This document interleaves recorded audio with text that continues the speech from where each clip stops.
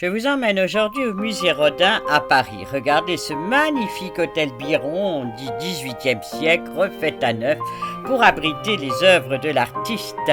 C'est en 1908 que Rodin voulut se rapprocher de Paris. Il avait 60 ans, il vieillissait et voulait être près de Paris. Regardez ici le Penseur, qui est une de ces statues les plus célèbres qui se trouve à Meudon.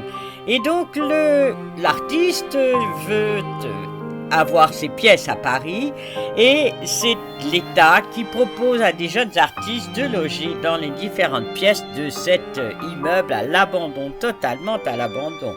Le jardin à l'époque était une vraie jungle. Voilà ici les portes de l'enfer, 6 mètres de haut, 4 mètres de large, que Rodin ne finit jamais car il passa sa vie à reprendre des petits personnages pour s'inspirer pour d'autres œuvres.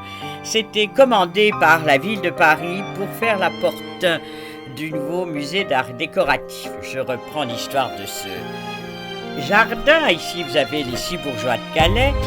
Et donc, en 1912, voilà que l'État décide de vendre l'immeuble. C'est alors que Rodin refuse de quitter les lieux et décide de proposer un marché à l'État. Il donne ses œuvres à la condition que ce musée soit installé dans l'hôtel Biron. 1916, c'est chose faite. 1917, Rodin rend son âme à Dieu. Donc vraiment, c'était de justesse.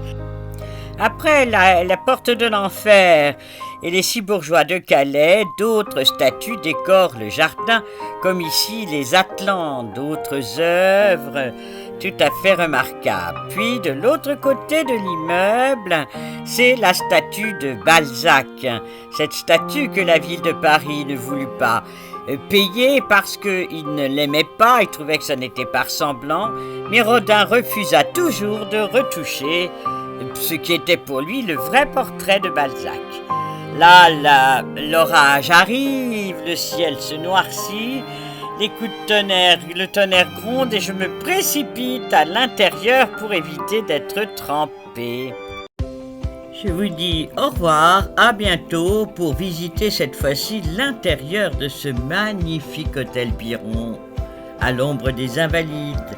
À bientôt, au revoir.